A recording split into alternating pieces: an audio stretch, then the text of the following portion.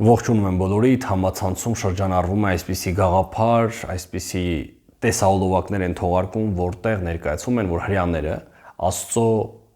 ժողովուրդներն, Աստծո զավակները, իսկ քրիստոնյաները կամ հեթանոսները ընդհանրապես Աստծո ծառաներն են ու ստրուկները։ Իդեպ ծառա ու ստրուկ նույն բառերն են, ինչը ցույց է տալիս, որ հрьяան միշտ էլ տեր է լինելու քրիստոնյայի գլխին։ Այսպիսի եզրահանգման են գալիս, որ միշտ է սիոնիստական համակարգի համար քրիստոնյաները ընդհանրապես ստրուկներ են։ Այսօր կխոսենք Աստվածաշնչից եւ կտեսնենք ինչ է նշանակում լինել Աստծո ծառա, ինչ է նշանակում Աստծուն ծառայելը, թեկուզ ով է Աստծո որդին, ինչ է Տիրոջ այգին, Աստծո արքայությունը եւ այլն։ Պողոս առաքյալը Փիլիպպեցիներին եւ Տիմոթեոսին ուղղված նամակում ներկայացնում է, որ սատանայի անկման խնդիրներից մեկը այն էր, որ Աստված տվել է նրան մեծ հնարավորություններ, մեծ իշխանություն, ինչն էլ նրա անկման պատճառը դարձավ, եւ այդ գլխապտույտ բարձրունքից նա վայր ընկավ, ուզում էր դեռ էլ բարձրանալ, այսինքն ինքը արուսյակներ, Լյուցիֆեր, Լյուքսֆերո, լուսակիրը, առևտրի շատության պատճառով չկարողացավ նրա սիրտը դիմանալ։ Լավ։ Եվ Աստված դուրս արեց նրան նրա իր սուրբ վայրից, այսինքն սատանան պղծվեց մեղքով, չլինելով շնորհակալ, չունենալով համապատասխան հատկանիշները սուրբ, նա պղծեց սրբարանները։ Հասկացանք։ Աստված նրան դուրս արեց։ Ադամ ու Եվային միջև սուրբ դրախտից կամ Եդեմի պարտեզից դուրս հանելը ներկայացված է, որ Աստված նրանց ասաց, որպեսզի մշակեն եւ պահեն Եդեմի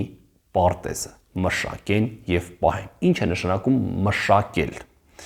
Աստվածաշնչում հանդիպում է 263 անգամ, ինչը նշանակում է ծառայել, այսինքն ծառայել բառը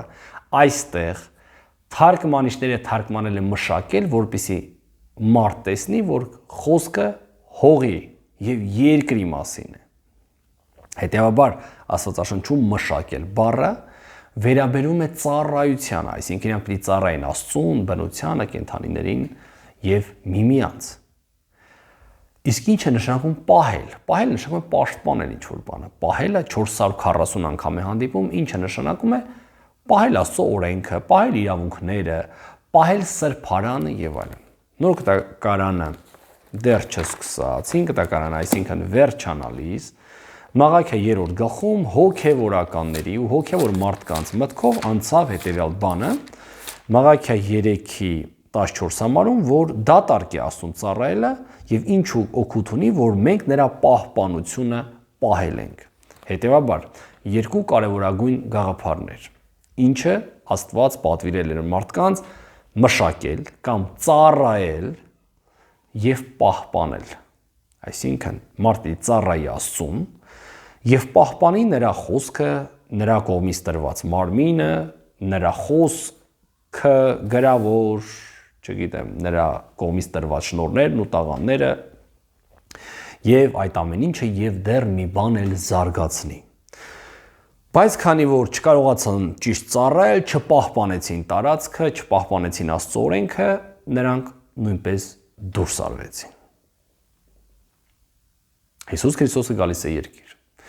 Հրեա ժողովուրդը ունի սպասումներ Դավիթի որդի թագավորի հետ կապված, որ գալու է Օվսաննա են գոռալու, այսինքն պաշտպանիր մեզ, ով թագավոր, ով Աստված, պաշտպանիր մեզ մեր թշնամիներից, եւ այդ ժամանակ Դավթի որդի Մեսիան կքանդի բոլոր երկրի թագավորությունները եւ հարկատու եւ ստրուկ կդարձնի հрьяաների համար։ Այսինքն առաջինը Երուսաղեմից դուրս կշպրտի հռոմեացիներին։ Եվ այդպես էլ եղավ, Հիսուս Քրիստոսը ներս է մտնում է շով, մարդիկ գոռում են Օվսաննա, բայց Հիսուս Քրիստոսը մտնում է տաճար սուրբ տարած եւ դուրս է հանում խարդախ հոգեվորականներին, որովհետեւ նրանք առևտրի տուն էին դարձրել Աստծո սուրբ տաճարը։ Այդ է դիսոնանս։ Սպասումները ուրիշ են, Նրանք սպասում են, որ կգա հռոմեացիներին դուրս կանի, բայց իրենց դուրս արեց Հիսուս Քրիստոսը, որտեվ իրենք էին տաճարում եւ իրենք էին պղծում այդ տաճարը իրենց առևտրով։ Հաջորդ օրը Հիսուս Քրիստոսը գնում է տաճար եւ նրան կանչում են եւ ասում են. «Ինչ իշխանությամբ արեցիր, որ մենք դուրս շպրտվեցինք այս տարածքից»։ Հիսուս Քրիստոսը ասում է. «Ես էլ եմ ձեզ մի հարց տալիս, եթե պատասխանեք, հետեւաբար ես կպատասխանեմ ձեզ»։ Հովհաննեսի մկրտությունը, այսինքն Հովհաննեսի օծությունը որպես մարգար է, աստվածային էր թե մարդկային, ինքը սուտ մարգար էր թե ճիշտ մարգար էր։ Այդ ժամանակ հոգևորականները մտածեցին, որ եթե ասեն սուտ մարգար էր, ժողովուրդը գիտի, որ ճշմարիտ մարգար է, խնդիրներ կունենան, իսկ եթե ասի մարգար է, Հիսուս Քրիստոսը կասի ինչ էր մարգարյանում Հովհաննես Մկրտիչը, իսկ Հովհաննես Մկրտիչը մարգարյանում էր եւ ժողովրդի մոտ մատնացույց էր անում Հիսուս Քրիստոսին եւ ասում էր նա է իրական Մեսիան։ Հետևաբար Հիսուս Քրիստոսը ոչ թե հարցով հարց տվեց, այլ հարցով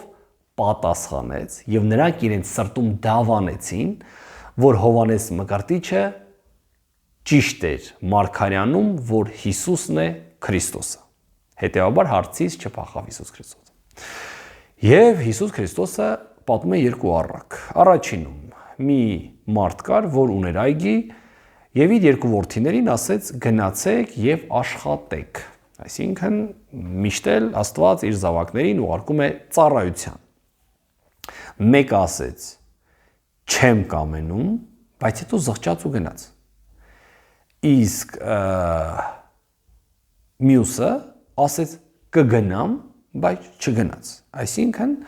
ինչպես անառակ որդու առակում, մեկը անկեղծ էր, մեկը կեղծավոր։ Հետևաբար նա որ ասեց կգնամ, մտածում էր, որ ընթացքում մի բան կարող եմ այսպես ասել ֆարցանել եւ չգնալ, իսկ այս մեկը անկեղծ էր, երբ որ ասեց չեմ ցանկանում գնալ, բայց հետո վատը զգաց, քանի որ կա խղճի խայտ, հա, նա զղջաց եւ գնաց այգում աշխատելու։ Չնայելով որ ծնողին անհնազանդությունը նույնիսկ մահով էր դատապարտվում, այսինքն նա ասեց չեմ ուզում ու չգնաց։ Այդ դասակարգը խորհրդանշում է մաքսավորներին ու պոռնիկներին, դա այսպիսի ընդհանուր գաղափար է մեղավորների, որոնք սկզբից իրենց մեղքերի ցանկությամբ գնացին, բոլորի աչքի առաջ, Աստծուց հրաժարվեցին, բայց երբ որ եկավ Հովհաննես Մկրտիչը եւ քարոզեց արդարության ճանապարհը, նրանք հավատացին Հովհաննեսին եւ մաքսավորներն ու պոռնիկները առաջ անցան Աստծո արքայության մեջ, մտան Աստծո նոր արքայության մեջ, քանի որ զղջացել էին, իսկ փարիսեցիներն ու դպիրները, քահանաները չէին զղջացել։ Բայց Հովհաննեսը նրանց վրա բարկանալով, անվանելով նրանց սատանայի զավակներ կամ իժերի, օձերի զավակներ, նրանց ասում էր պտուղ բերեք ապաշխարության, ձեր կյանքները փոխեք, ձեր բնավորության մեջ բան փոխեք, կեղծ մկրտություն մի արեք։ Հետևաբար կային երկու զավակներ, ոմանք ամեն ինչում ասում էին այո եւ ամեն, բայց չէին անում։ Իսկ այն, որոնք ասում էին չէ, անկեղծ, չէին անում, հետո ասում էին, զղջում էին եւ անկեղծ սկսում էին անել։ Դա էլ հասկացանք ու գնացինք առաջ։ Հետևաբար կան երկու զավակներ, դեռ Կայանից ու Աբելից սկսած, անառակ որդու պատմության մեջ ու ամենուր։ Կան երկուսը, մեկը անկեղծ է ու մեկը կեղծավոր։ Եվ արդյունքում մենք տեսնում ենք, որ այն անկեղծ գնացածները անկեղծ էլ գալիս են ու ծառայում են իրենց Աստծուն։ Վերջը շարունակում ենք։ Հաջորդ առակն է պատմում, որտեղ մի տանուտեր մարդ, տանուտերը դա տիրակալն է։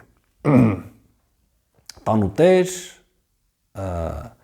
այգի էր տնկել, հնձան էր փորել եւ աշտարակ էր դրել եւ ցանկով պատել էր տարածքը։ Այսինքն ինքը որպես արարիչ, ինքը որպես Աստված ամեն ինչ արդեն արել էր։ Դրա մասին Եսայան էլ նույն խոսքերն է մեջբերում, որ Աստված այգի էր տնկել, Սաղմոսներում գրված է, որ Եգիպտոսից բերել է իր տունկը խաղողի եւ դրել Իսրայելի տարածքում իր ժողովրդին, հետեւաբար հрьяաները գիտեին, որ խաղողի տունկը, խաղողի ծառը իրենք են։ Ըստ Հովսեփիոս Պլավիոսի տաճարի դիմացը Հերովդեսը մեծ արձան էր դրել ոսկուց խաղողի վազ, որը նշանակում էր, խորհրդանշում էր Իսրայել ժողովրդին։ Ցանկով պատել էր, այսինքն տվել էր իր պաշտպանությունը, իր օրենքները, իր արդարությունը, որ նրանք դա անելով մեղքից պիտի հեռու լինեին, սատանայից հեռու պիտի լինեին, հիշում եք Հոբի պատմությունը, հիշում եք Բաղամի պատմությունը, որ Աստծո դրա ցանկապատից չարը չի կարողանում ներխուժել։ Հնձան փորեց, այսինքն քարի մեջ կամ ինչ-որ միտեղ մի բան փորեց, որ խաղողի հյութը այդտեղ հանեն, այսինքն սպասում էր, որպեսզի այս մարդիկ կաշխատեն եւ դրեց աշտարակ։ Աշտարակը միշտ էլ հասկացում էր որպես տաճար, աշտարակը դա այնտեղն էր, որ մարդիկ նայում էին, արդյոք հարձակումներ կան, գողություններ կան տարածքում եւ այլն։ Այսինքն աշտարակը նրա համար էր, որ ամբողջ այդ տարածքը դիտեին, դա մի դիտարան էր մեծ, որտեղից նրանք նայում էին։ Հետեւաբար նույն սպասումները ծառայել, մշակել եւ պահպանել տարածքը։ Բայց եւ տվավ նրանց մշակներ եւ գնաց հեռու երկիրը։ Մշակները դրանք Աստծուն ծառայողներն են։ Խորհրդանշաբար։ Եթե հիշում ենք օրինակ նույն Մատթեոս գրքի 9:38-ում գրված է աղոթեք, որ Աստված մշակներ հանի, որպեսզի գնան քարոզեն Աստծո արքայությունը։ Հետեւաբար մշակներ, այսինքն սերմ ցանողները։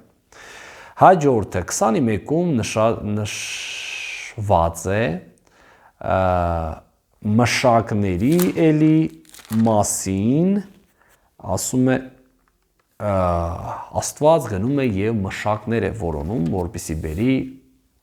աշխատեն իր համար։ 10:10-ում, որտեղ Հիսուս Քրիստոսը ուղարկում է իր աշակերտներին, ասում է. ոչինչ ձեր հետ մի վերցրեք։ Եթե դուք ծառայում եք ինձ, մշակը արժան է իր վարձքին, այսինքն ամեն ինչ լինելու է ձեզ համար, մի մտածեք, մի խորեք ոչնչի մասին։ Երկրորդ Կորինթացիս 11:13-ը, Փիլիպպեցիս 3:2-ում ներկայացում են, որ կան չար մշակներ, հետեւաբար Աստծուն ծառայողները, Աստծո խոսքը քարոզողները Աստվածաշնչում կոչվում են մշակներ,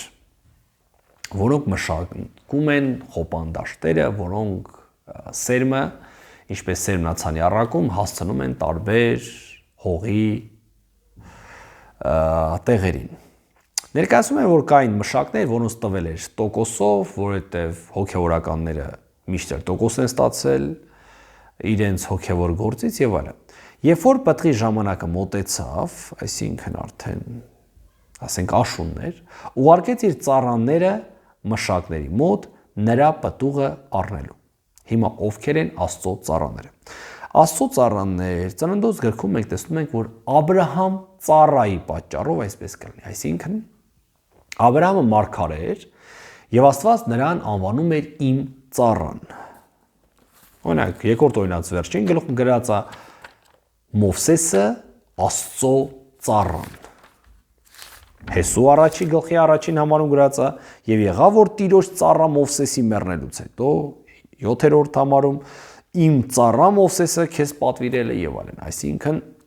նույնը խոսքը մենք տեսնում ենք Հիսուս Քրիստոսի հետ կապված, որ նա կոչվում է Աստծո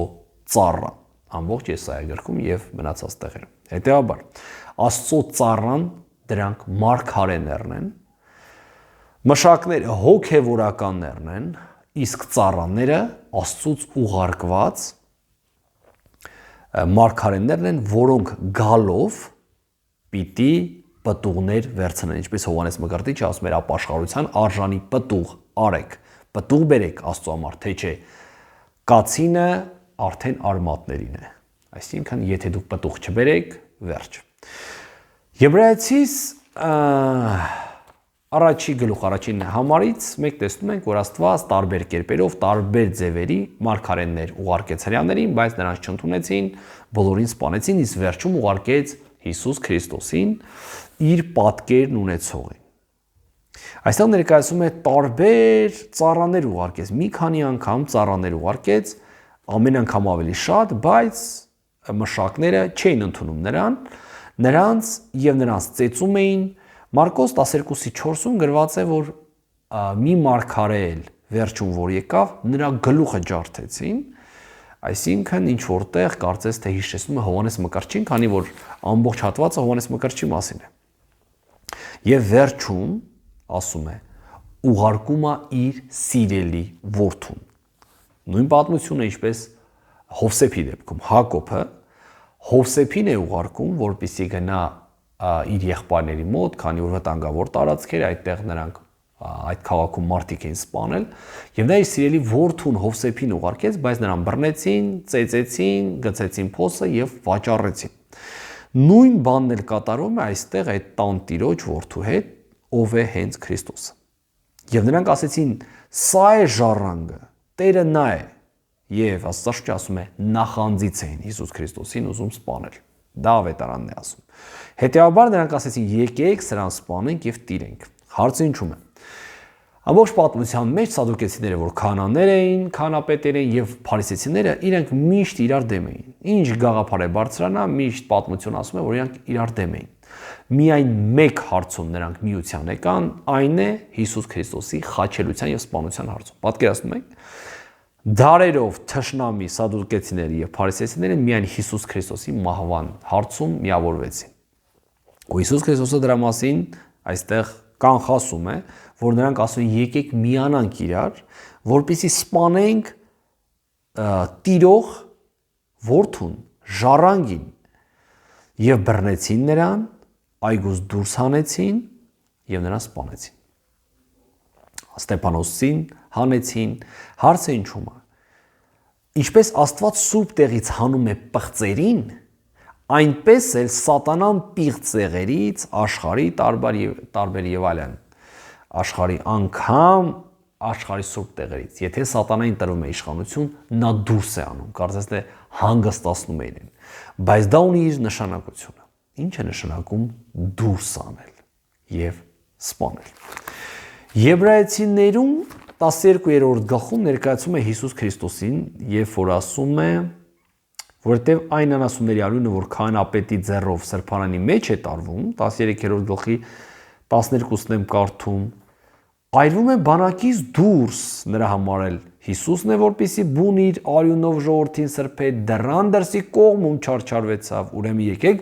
բանակի դուրսը գնանք որպեսի նրա նախատինքը մեզ վրա վերցնենք այսինքն կային զոհեր որոնք արում են դրսում տանում են տարածքից դուրս եւ դրա համար Հիսուս Քրիստոսն է պիտի նախատվեր եւ զոհվեր քաղաքից դուրս լավ էդ էլ հասկացանք այսինքն անգամ Հիսուս Քրիստոս ասում է թե որտեղ են նրան սպանելու դուրս հանեցին այգուց եւ սպանեցին արդ երբ որ նրա այգու տերը գա ինչ կանի այդ ժամանակ փարիսեցիները դպիրները պատասխանեցին իրենց վճիռը տվեցին չարերին չարաչար կկորցնի այսինքն նրանք ովքեր մտածում են Աստվածա բարի է բոլորին փրկելու է բոլորին սիրում է պուպուշ եւ այլն այստեղ ներկայացում է որ չարերին չարաչար կկորցնի այսինքն եթե նրանք չար են եղել այդքան արյուն են թափել նրանց չարաչար կկորցնի այգին կտա ուրիշ մշակների փաստորեն մշակները փոխվում են երկու անգամ եղավ այն դեպքը երբ ժողովուրդը կռապաշտության մեղքերի պատճառով հասավ այն վիճակին, որ Աստված Մովսեսին ասեց. «Արի ժողովրդին փոխեմ, քեզանից ազգանեմ, այս ժողովրդից զզվել եմ»։ Եվ նույնը եղավ, երբ որ Իսրայել ժողովուրդը մահացավ եւ նոր սերունդ հանեց Աստված 40 տարվա ընթացքում։ Հետեւաբար Աստծո ծրագրերում միշտ էլ կար, որ ժողովուրդ հանի իր համար նոր մշակներ անի, որովհետև հները պտուղները չեն տալիս ժամանակին։ Հիսուսն ասեց, դուք երբեք չեք կարդացել այն քարը, որ շինողներն անարգեցին, նա եղավ անկյունի քար, եւ ժողովրդի համար դա զարմանալի էր։ Փաստորեն, Աստվածաշունչը ասում է նրա մասին 118-րդ Սաղմոսում, որ երբ որ կառուցում էր տաճարը, կա նաև պատմություն դրա հետ կապված, երբ որ կառուցում էր տաճարը, եղավ հետևյալ խնդիրը։ Նրանք մտածում էին, թե Սողոմոնի տաճարի համար ինչ հիմնակար գտնեն, ինչ անկյունակար գտնեն, եւ նրանք չէին կարողանում որոշել, կար մի քար, մի անդուր քար, որին չէին ուզում վերցնեին, ինչպես նաև Եսայան է ասում, աչքից ընկած ինչ որ մեկը, բայց հետո այնպես ստացվեց, որ բոլորը զարմացան, քանի որ տաճարի հիմնական քարը դրվեց հենց այդ քարը, որի վրա կառուցվեց ամբողջ տաճարը։ Հետևաբար բոլորի համար զարմանալի էր, եւ նրանք գիտեին, որ այդպես է լինելու է Մեսիայի պատմությունը։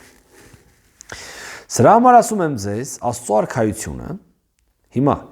եւ եղավ Աստծո արքայությունը ասում եմ ձեզ, սրա համար, քանի որ անարգված քար կա, որ Աստծո արքայությունը ձեզանից վեր կառնվի եւ մի ազգի կտրվի, որ նրա համար պտուղներ կբերի։ Այսինքն այստեղ Հիսուս Քրիստոս ասում է, ձեզանից կվերցվի ով Իսրայել, կտրվի մի նոր Իսրայելի, մի նոր ժողովրդի, մի նոր հասարակության, որն է քրիստոնեությունը։ Եվ այս քարի վրա ընկնողը կփշրվի եւ ում վրա նա ընկնի կջարդի նրան։ Խոսքը ինչի մասին է։ Մենք տեսնում ենք Դանիել 2-րդ գլխում, որ քարը գալիս է երկնքից եւ ջարդում վերևից եկող քարը ամբողջ աշխարհի կայսրությունները։ Հետեւաբար մարդիկ գիտեն այդ քարը Հիսուս Քրիստոսն է։ Ռաբիները ասում են, եթե աման ընկավ քարի վրա, վայ ամանին։ Եթե քարն ընկավ ամանի վրա, վայ ամանին։ Երկու դեպքում էլ աման ընկավ քարի վրա, թե քարը ամանի վրա, երկու դեպքում էլ վայ ամանին։ Նույնպես էլ Հիսուս Քրիստոսն է ասում։ Ցանկացած դեպքում պիտի մահանա մարդը եւ պտղաբեր դառնա։ Մի դեպքում ապաշխարի իր մեղքերից մահանա իր մեղքերի համար, մյուս դեպքում Հիսուս Քրիստոսն է գալու եւ լղկի։ Հենց այստեղ, հենց այս ջարդի, լղկի բառն է օգտագործում։ Հետևաբար, որպիսի Հիսուս Քրիստոսի երկրորդ գալուստը քարի նման չլղկի մեզ, մենք պիտի այսօր մահանանք։ Եթե չենք ուզում դատապարտվենք, այսօր պիտի դատենք մեզ մեր մեղքերի համար եւ կյանքներս փոխենք, ինչպես ասում է Պողոս առաքյալը։ Զաքարիա 12-ի 3-ում էլ նույն բանն է ասում, Երուսաղեմի հետ կապված, որ ջարդում է եւ նրա վրա ընկնողն է ջարդվում եւ այլն։ Եվ երբ որ քանապետերն ու փարիսեցիները նրա առակը լսեցին, հասկացան, որ իրենց համար է ասում։ Հիսուս Քրիստոս այնքան պարզ բացատրեց, որ ուզում էին բռնել նրան, բայց ժողովրդից վախեցան, որտեղ մարգարեին համարում Հիսուս Քրիստոսին, այսինքն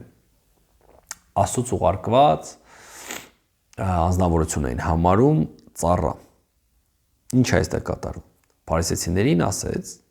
ու սադուկեցիներին Հիսուս Քրիստոս ասեց. բռնելու եք որդուն եւ ցանկանալու եք սպանեք։ Հենց այս առակը ասեց միանգամից ուզում էին բռնել եւ սպանել նրան։ Բայց վախեցան ժողովրդի պատճառով, որտեղ ժողովուրդը մարգարեի պես էր ընդունում Հիսուս Քրիստոսին։ Կամ ծառայի պես։ Այսինքն ժամանակ առ ժամանակ գալիս են մարդիկ, ու մասին Աստված ասում է, որ պիտի փոխարինեմ իրանց, այսինքն Հուդայի փոխարեն եկավ մի ուրիշ առաքյալ, այնպես էլ ցանկացած Աստծո ծառայի ու զավակի փոխարեն, որը պտուղ չի բերում, չի աշխատում այգում, նրա փոխարեն Աստված բարձրացնում է մեկ ուրիշին։ Տիմոթեոս գրքում տեսնենք ինչ ասում 2:15-ը։ Ջանք արա, որ քո անձը ընտիր կանգնացնես Աստծո առաջին, ինչպրև թե մի մշակ առանց ամոթի, որը ճշմարտության խոսքն ուղիղ մատակարարես։ Այսինքն, երբ որ դու անկեղծ ես, ճշմարտության խոսքը ճիշտ ես ասում, դու մշակ ես առանց ամոթի։ Իսկ այս մշակները չամաչեցին, երբ որ որդուն բռնեցին։ Հայրը ասեց կամաչեն, բայց փաստորեն չամաչեցին։ Այստեղ ներկայացվում է, որ կար հին Իսրայել,